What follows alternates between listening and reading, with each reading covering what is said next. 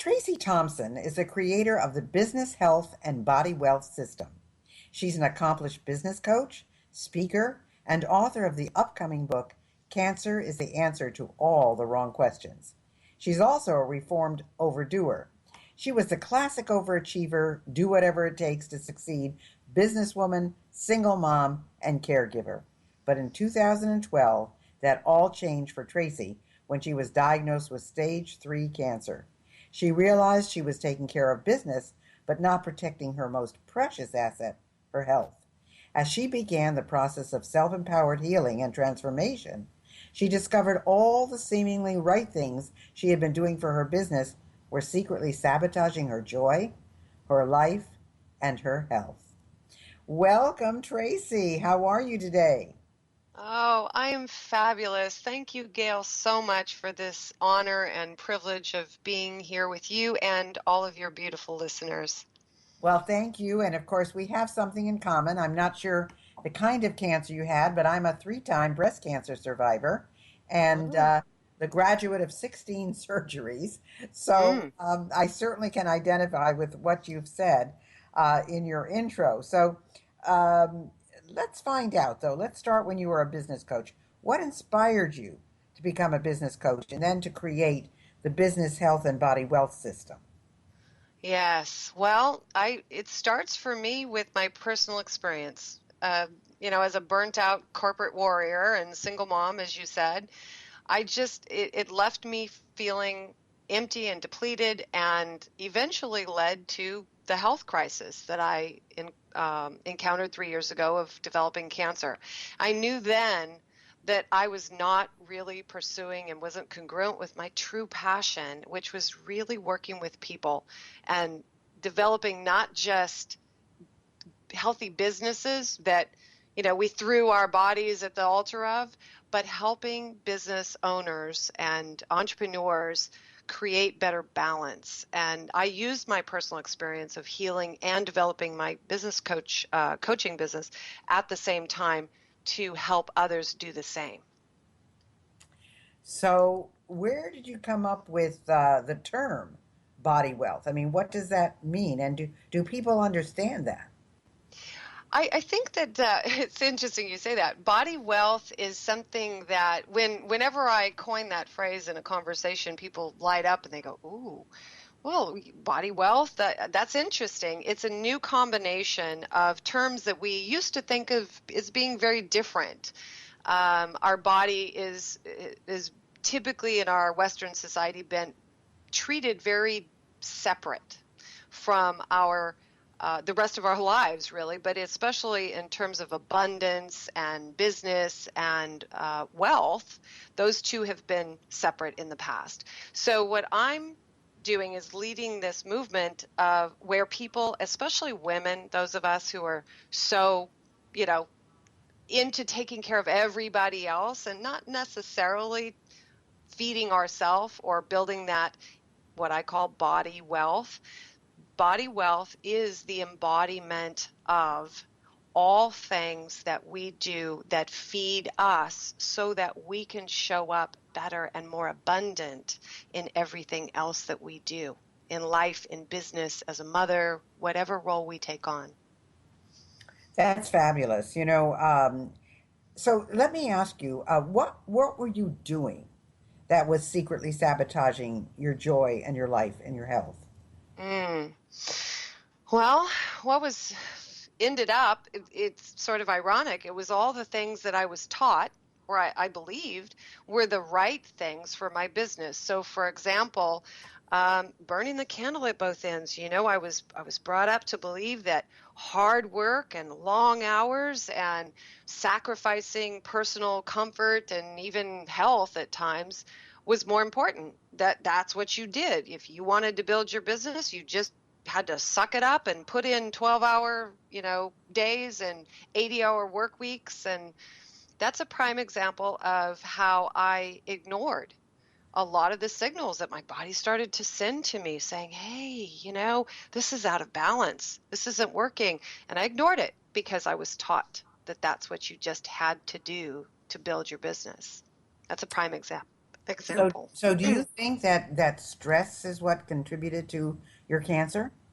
Oh, it's absolutely. Stress is a number one killer, and that looks different for everybody. But for me, stress was huge. And again, it contributed to a lot of not so healthy behaviors.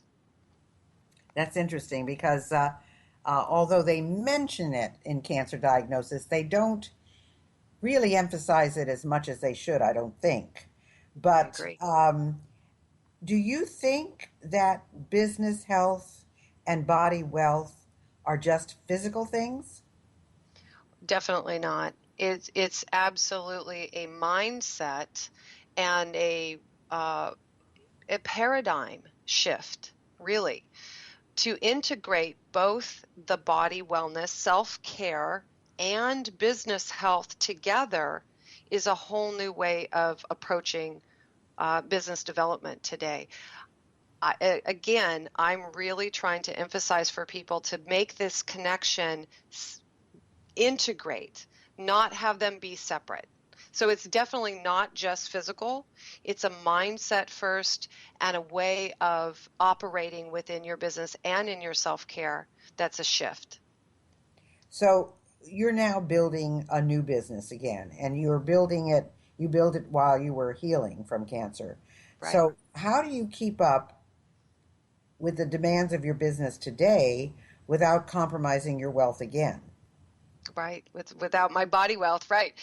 Um, Well, the first thing is I shifted again my mindset about it. That had to happen first. I had to decide and choose that my health and well-being and my body wealth, as we just talked about, was the number one priority, and then build my business around that paradigm, around that value system.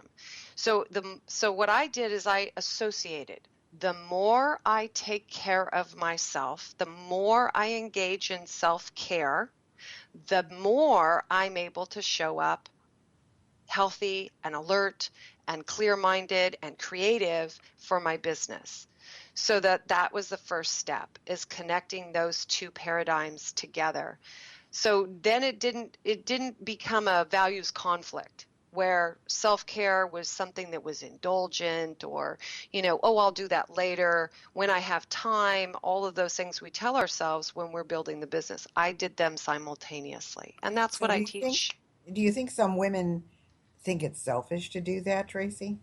I do. That is a feedback I get a lot. Women, female entrepreneurs in particular, really have challenges with feeling like it's okay or it's acceptable for them to engage in self-care, because we're kind of enculturated to believe that everyone else should come first. And when our business then becomes that next entity that we pour everything into, and put ourselves last, it just adds to that stress level, and it adds to that void, that vacuum that we create. So yes, I absolutely agree with that. So, how do we know when we're doing this? How do we know we're depleting our body wealth?